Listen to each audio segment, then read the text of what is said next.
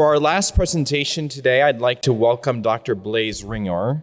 He comes from Manila, the Philippines, as well, from the University of Santo Tomaso. He will be presenting his paper entitled Divinis in Caro, Karol Wojtyła's Ontological Personalism in between Theo-Morphism and Techno-Morphism. The floor is yours.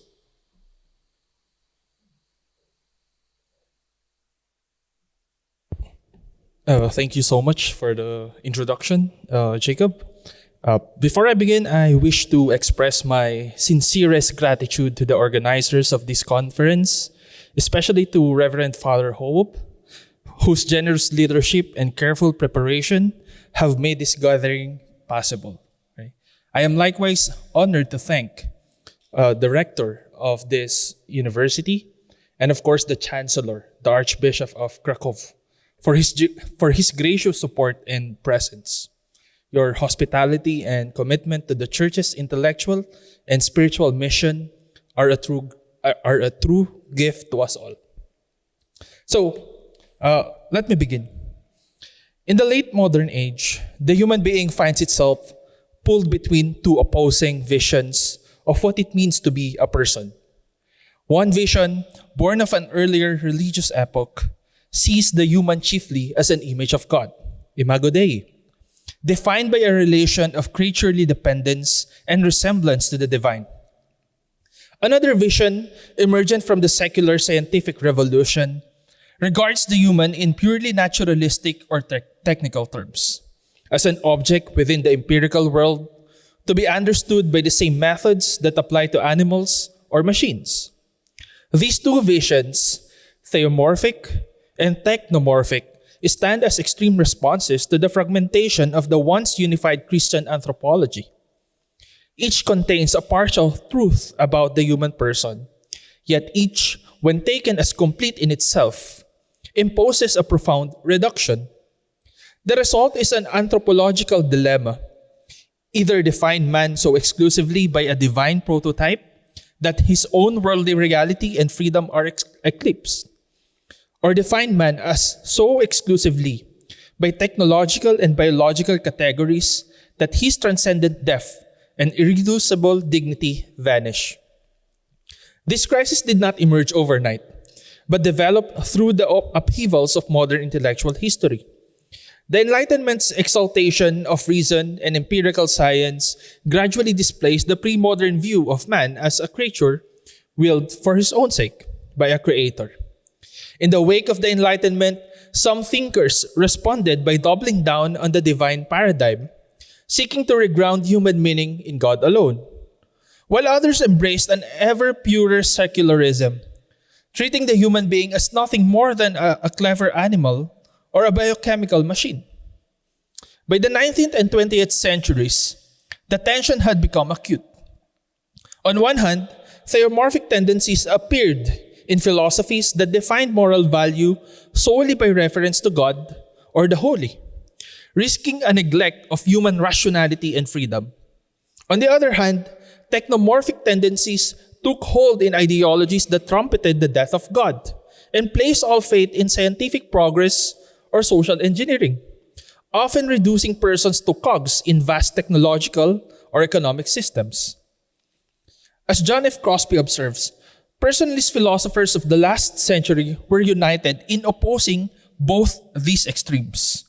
They resisted turning persons into autonomous selves, detached from all bonds of solidarity, and resisted the opposite error of absorbing the individual person into the social whole, or into any overarching absolute that negates individuality.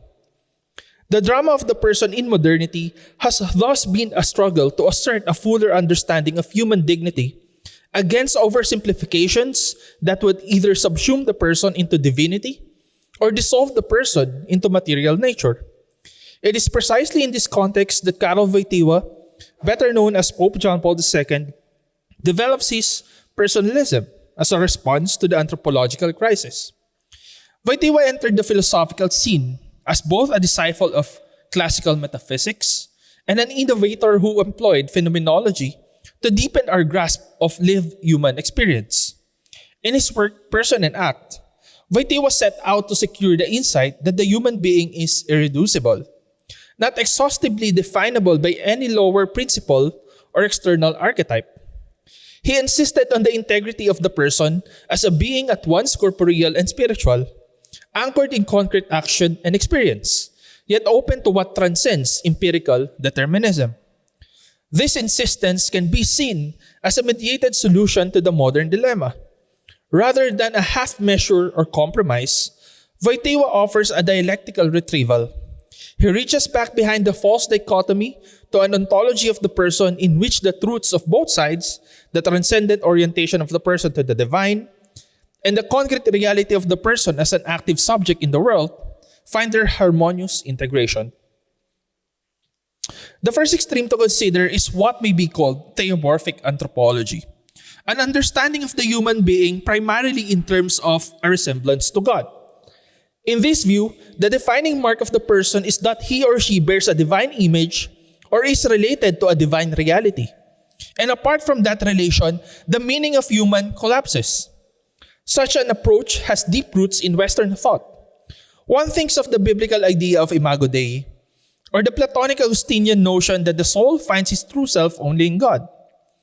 Properly understood, the idea that the human being is theomorphic is a radical affirmation of human dignity. It declares that what is highest in us is not reducible to any worldly element. Our worth comes from a transcendent source.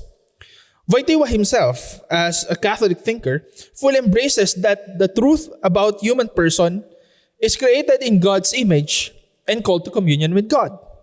The problem arises, however, when this truth is isolated and absolutized in a one-sided way. The theomorphic view can become reductive if it neglects the integrity of human nature and reason, dissolving the human into the divine in a manner that bypasses the person's own act and experience. In its distorted form, theomorphism can lead to a kind of fideism, an excessive emphasis on faith or divine authority that undermines the proper role of reason and human agency. Wojtyła himself warned against this error. In his encyclical Fides et Ratio, he identified fideism as a tendency that fails to recognize the importance of rational knowledge and philosophical discourse for understanding faith, and thus ultimately undermines the truth about the human person by severing it from reason's insights. A theomorphic anthropology, if it lapses into fideism, risks portraying the person as a passive receptor of divine attributes rather than an active, efficacious individual subject. A concrete example of the theomorphic reduction can be found in the ethical personalism of Max Scheler. Ironically, a thinker whom Wojtyła both admired and later critically engaged. Scheler spoke of man as the theomorphic being, defining the human being by his unique orientation toward God as the highest value. In Scheler's analysis, the human person is the only earthly being who can grasp spiritual values, and especially the value of the holy. And thereby, man is distinguished as God-related. Scheler thus rooted human dignity in the experience of the divine. He says, only under the light of the idea of God does man constitute the highest of the earthly being. It is thanks to it that man is for Scheler a theomorphic being. On face, this seems to echo the classic Imago Dei doctrine. Yet, Wojtyła discerned a critical flaw in Scheler's formulation.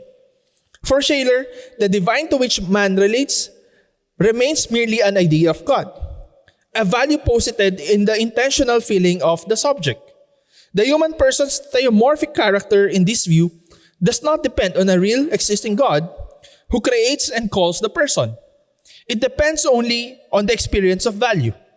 As Wojtyła notes, Scheler is not concerned with the real relation to God as to an existing, positively defined reality. His point is only the lived experience of the idea of God. In other words, the human being is defined as the God-analogous animal solely by virtue of having a certain kind of religious consciousness and feelings. This move, which might be termed an idealized theomorphism, effectively sidelines the ontological reality of both God and man. It makes man's dignity rest on a subjective disposition, that is, feeling the absolute value of the holy, rather than on the being of the person as such. Wojtyła regarded this as insufficient and indeed dangerous.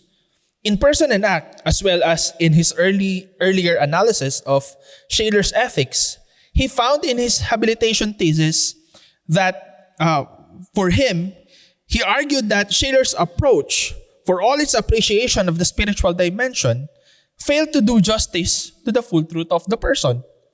By prioritizing emotional intuition of value over the factual reality of human freedom, Shaler inadvertently diminished the role of the human will and intellect in moral life. The person became, in Shaler's phenomenology, a conduit for values rather than a self-determining agent. Wojtyła saw here an anthropological reduction akin to a subtle fideism. The person's lived experience of values, analogous to a kind of secular faith, was allowed to override the structure of human action and reason. In effect, man was being defined from above, by reference to God or the Absolute, in a way that did not sufficiently account for man's own dynamism, from within. This is precisely the pattern of theomorphic reduction we are concerned with. It acknowledges something true, that the human person transcends the merely material by relation to the divine, but it skews the balance by ignoring the autonomous participation of the person in that relation. The dangers of theomorphic reduction can manifest in various cultural forms. In religious context, it can appear as an overly theocentric human image that verges on suppressing human freedom and responsibility. One thinks of strains of thought in which human morality is conceived in purely extrinsic terms, because God said so, without understanding the person's inner participation in the good. That's why Wojtyła, in Love and Responsibility, warned against puritanistic interpretation. Carried to an extreme, theomorphism shades into a kind of religious authoritarianism or quietism, where the human is expected to efface himself entirely before God. Such an outlook, if uncorrected, paradoxically undermines the very dignity it seeks to protect. The person's value is affirmed, but only as a sort of shadow of God, not as a true agent. This is at odds with the Christian understanding that grace builds on nature, that the divine image in man elevates rather than nullifies his created faculties of intellect and will. Wojtyła, especially in his magisterial teaching, took great pains to combat false oppositions between God and man. He emphasized that recognizing man's relation to God should never mean the denial of human reason or freedom. Rather, the light of faith elevates reason, and the fulfillment of divine communion perfects human freedom. It does not abolish them. Thus, Wojtyła's critique of the theomorphic reduction was fundamentally an effort to restore wholeness. The person cannot be defined solely by an abstract reference to God. The person must be seen in the concrete reality of personal being and action, even as we acknowledge the Godward dimension of that being. In place of a one-sided theomorphism, Wojtyła proposes what we might call an integral theonomy. The human person is indeed ordained to divine communion and bears God's image, but this truth unfolds through the person's own rational, free, embodied existence rather than negating it. Man, who is the only creature on earth which God willed for himself, cannot fully find himself except through a sincere gift of self. The Second Vatican Council taught. Wojtyła loved to quote this line, seeing in it a synthesis of the vertical and horizontal dimensions of personhood. Man is willed for himself, by God, a direct refutation of any collectivist or purely instrumental view of human nature. Yet man finds his fulfillment in making a gift of self, a refutation of any isolated, static theomorphism that would treat man as a mere receptacle of divinity. The self-gift implies an active, free, and relational character to human fulfillment. We will return to this idea later, for it is pivotal in Wojtyła's resolution of the extremes. Let me now go to technomorphism, which I termed as the cosmological reduction of man to machine and matter. If theomorphic anthropology places man too high, in a sense, by subsuming him under the divine without remainder, Technomorphic anthropology does the opposite. It collapses man downwards, defining him by subpersonal categories drawn from technology, biology, or animal behavior. Here, the human being is understood fundamentally as an object among objects, a clever primate or an algorithmic organism whose distinctive personal traits, mind, freedom, moral selfhood, are regarded as incidental or illusory. The rise of technomorphic thinking is intertwined with the ascendant power of modern science and technology. As scientific naturalism extended its explanatory domain, the ancient notion of man as imago Dei gave way to man as imago naturae, an image of nature, a product of blind evolutionary forces differing in degree but not in kind from other animals. In parallel, the success of technology in controlling nature fueled a vision of the human as chiefly a technician or machine maker, even a kind of machine himself. The Italian Augusto del Noce once diagnosed this trajectory. The eclipse of the sacred in modernity led to a civilization in which every human activity came to be viewed from the standpoint of the competition man versus nature, he says. With no invisible principle like a soul or divine spark recognized in man, every value was narrowed to the value of material well-being. And even religion was tacitly reinterpreted as merely a means of vital enhancement. In such a worldview, the transcendent dimension is not merely ignored, it is actively denied. Man is not the steward of creation under God's ordinance, but rather a self-interested being engaged in a zero-sum struggle with nature, seeking dominance through technique.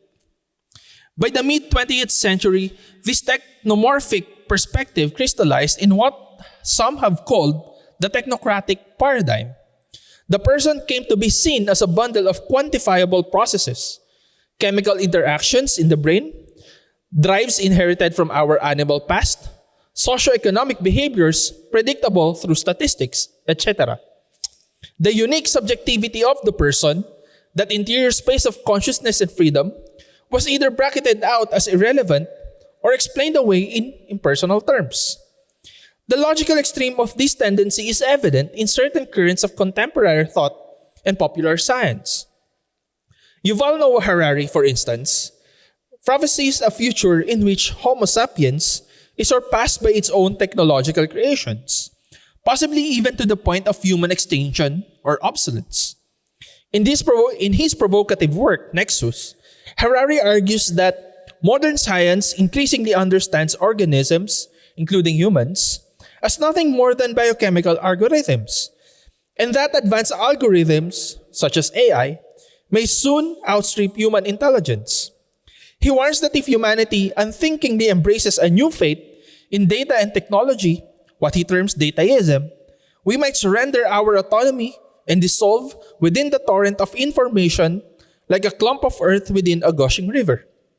This graphic image of dissolution is the technomorphic nightmare. The human being reduced to a nugatory blip in the cosmic data flow, no longer a sovereign subject, but at best a resource or information processor. The very title Homo Deus, man-God, is ironic, for it suggests that by the pursuit of godlike technological power, man may end up annihilating the qualities that made him human in the first place. So, philosophically speaking, technomorphism is underwritten by scientism, the belief that only empirical mathematical sciences yield true knowledge, and thus that man must be understood in the same reductive terms those sciences employ. So, returning to the cultural manifestations of technomorphism, we find they oscillate between two poles.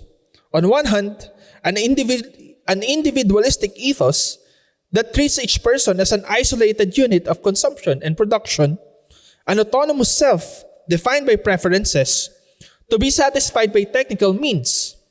On the other, a collectivist or systemic ethos that subordinates persons to the mechanisms of society or state.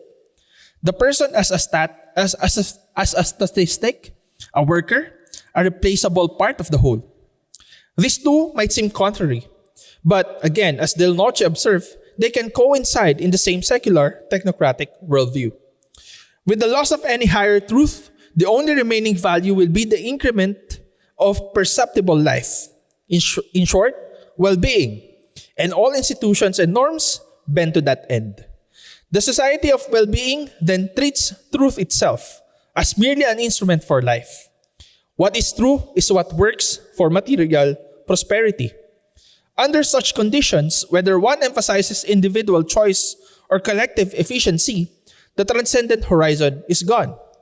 Man does not answer to God or to objective moral truth, but only to his own impulses and systems, which soon acquire a tyrannical momentum. It is no surprise that where technocratic materialism has reigned, it has led to dystopian outcomes. The trivialization of human birth and death, the specter of eugenics, the manipulation of human psychology for profit, and the degradation of the natural environment. Against this bleak backdrop, Karol Wojtyła's personalism stands as a radiant alternative. He saw clearly that neither a retreat into unreasoning fideism nor an embrace of soulless scientism could safeguard the full truth about the person. The human being demands an account that does justice to both the earthly reality of our existence and the heavenly calling of our nature. Any anthropology missing either of these poles will dissolve into reductionism. Thus, if the preceding sections have delineated the Scylla and Charybdis of contemporary thought, the next thing that I will be speaking about is something that is navigational path between, or rather above them. The path is Wojtyła's ontology of the person, which can be viewed as a synthesis that transcends the thesis of Theo-Morphism and the antithesis of Techno-Morphism. It is to this positive vision that we now turn. Wojtyła's project can be aptly described as a retrieval of the full reality of the person at a metaphysical depth that undercuts the false dichotomy of the extremes. Rather than propose a superficial compromise between the sacred and the secular visions of man, Wojtyła returns to fundamental experiences and classical insights to rebuild an anthropology on solid first principles. His method is notably integrative. He brings together the objective perspective of Thomistic metaphysics, with its emphasis on being, form, teleology, and the subjective perspective of phenomenology, with its emphasis on conscious experience, intentionality, and interior life of the subject. In doing so, he constructs a vision of the human person as an irreducible, an integral union of the body and soul, an acting subject who realizes himself in moral freedom and in relation to truth, goodness, and ultimately to God. This personalism is ontological in that it is grounded in the very being of the person, not merely in social or psychological claims. And it is personalism because it takes the person, not subpersonal elements, as the primary analogate for understanding reality. A key move Wojtyła makes is to distinguish between what he calls the cosmological and the personalistic understanding of the human being. The cosmological approach, characteristic of classical antiquity, mainly Aristotle and medieval philosophy, with of course St. Thomas Aquinas, situates man within the larger order of being. Man is a rational animal, a substance composed of matter and form, classified by genus and species. This approach yields the enduring definition of personhood from Boethius. Persona est naturae, rationalis individua substantia. An individual substance of rational nature. Wojtyła has great respect for this definition. He sees it as fundamentally true. However, he also recognizes that by itself, it remains somewhat abstract and does not yet illuminate the inner life of the person. The personalistic approach, by contrast, starts from the lived experience of being a self and an agent. It asks, what is it like to be a person? How do we experience ourselves as different from objects? Here, Wojtyła introduces concepts like self-governance, self-possession, and self-determination, which emerge from the phenomenological analysis of action and consciousness. In experience, the human person finds that he is not a thing moved by external forces alone. He has an inner center of causality. I do not merely undergo events. I act. This sense of I act, Wojtyła calls as efficacy. This efficacy reveals that I am the efficient cause of my own free deeds. And in causing my actions, I also, in some sense, cause myself. I shape myself morally. I become virtuous or vicious. I fulfill or deform my potential. This Wojtylian idea of self-determination means that through free choice, the person determines himself to be a certain kind of person. It is an application of the Aristotelian Thomistic notion that acts follows being. But Wojtyła casts it in the first-person perspective of the acting subject. From these considerations arises a picture of the person as a dynamic, self-directed whole. The classical cosmological definition is not negated but enriched. The person is an individual who not only has a rational nature, but owns and shapes his nature through conscious choices. In Wojtyła's terms, the person is a subject. By subject, he does not mean an ephemeral stream of consciousness, as in some modern philosophies, but a being that exists in itself and can also reflect upon itself. Wojtyła was fond of the term incommunicable. To describe the person's uniqueness, each person, being an unrepeatable someone, cannot be exchanged or substituted by any other. Okay. This notion echoes personalist thinkers like John Crosby, who stresses that the unrepeatability of each person is a fundamental source of dignity, one that inserts personal dignity from the beginning within our human nature, without negating the common nature. Every human shares the same nature and thus universal rights and value, yet each person bears that nature in a singular manner that is theirs alone. This incommunicability is precisely what is lost in both Theo-Morphism, where individual persons might be seen as interchangeable instances of the human as image of God, and Techno-Morphism, where persons are interchangeable units or functions. Wojtyła's ontology insists on the unity of nature and person. Each person has the full shared human nature, but each person is much more than a mere instance of a category. Each is a unique center of being and action. This insight directly preserves the irreducibility of the person. No analysis into components, genes, neurons, social conditioning, can capture the person as person, nor can subsumption under a general idea can exhaust the concrete reality of this I who acts and is aware of himself. Okay, so let me now go to the conclusion.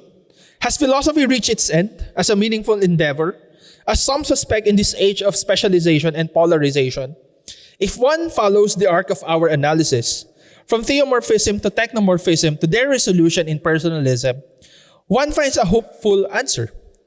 The end of philosophy, its goal or purpose, is not to abolish mystery in favor of facile clarity, but to lead us to a deeper contemplation of the mystery at the heart of reality, the mystery of the person.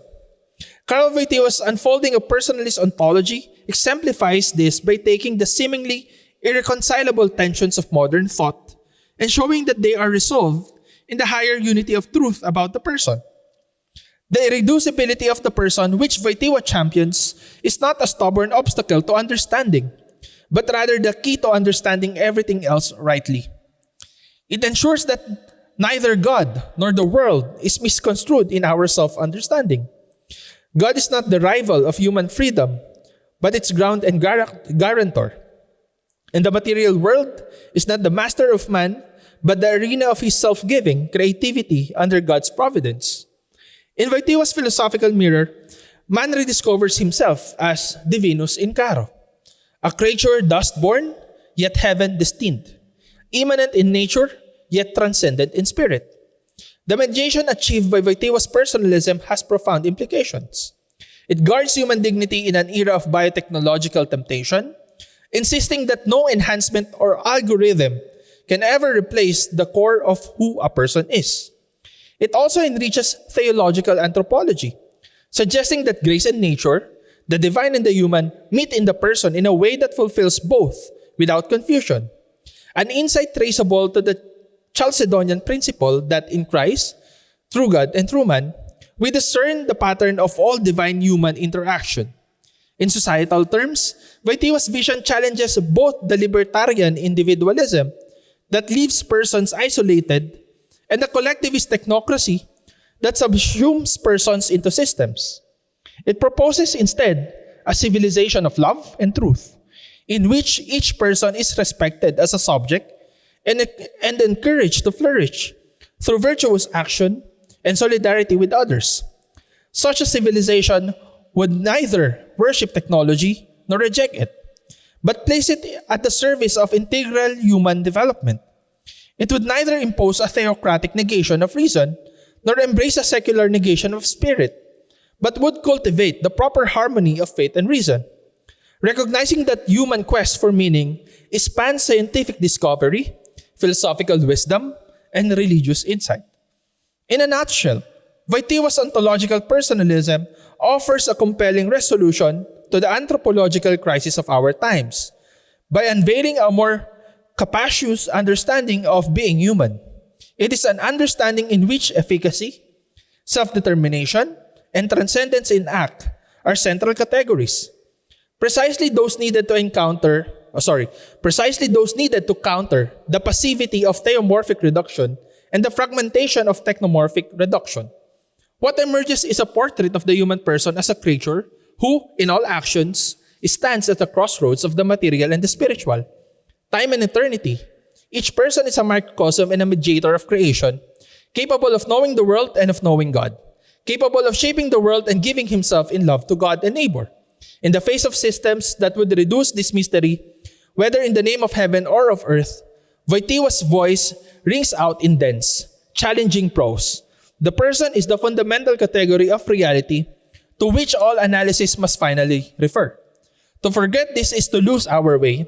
To remember it is to open the door to genuine wisdom. To conclude, the irreducible person, the acting person in Wojtyła's thoughts, stands as the answer to the riddle posed by the extremes of Theo-Morphism and Techno-Morphism. Wojtyła mediates these extremes not by splitting the difference, but by ascending to the source, the ontological structure of personhood itself, which images divine freedom in creaturely form. His philosophy exemplifies the dictum that truth is often spherical rather than flat. One must move to a higher dimension to see how apparent contraries unite. By developing a four-part dialectic that led us from problem to deeper problem to solution, and fittingly, we find that the end of philosophy, understood not as a termination but as a goal, is the contemplation of the person as the incarnation of the divine. Divinis in Caro. In every human person, an entire universe is in communion with the Creator. And in light of that metaphysical truth, all attempts to reduce the person to something less must be firmly rejected. The final word must be one of affirmation. Yes, the human person truly is a mystery, irreducible and invaluable, the bearer of a divine likeness in the midst of a technological age. To recognize this is to ensure that neither the promises of technocracy nor the fervor of theocracy will lead us astray from authentic personalism. It is to secure the inviolable core of what and who we are, beings made of earth, yet breathing the breath of God. And this simultaneously allows us to avoid repeating the error of Descartes, who, according to John Paul II, is the philosopher who formulated the principle of cogito ergo sum. I think, therefore I am. Also gave the modern concept of man its distinctive dualistic character. It is the type of rationalism to make a radical contrast in man between spirit and body, between body and spirit. But man is a person in the unity of his body and his spirit. The body can never be reduced to a mere matter. It is a spiritualized body, just as man's spirit is so closely united to the body that he can be described as an embodied spirit. The richest source for knowledge of the body is the Word made flesh. Thank you very much.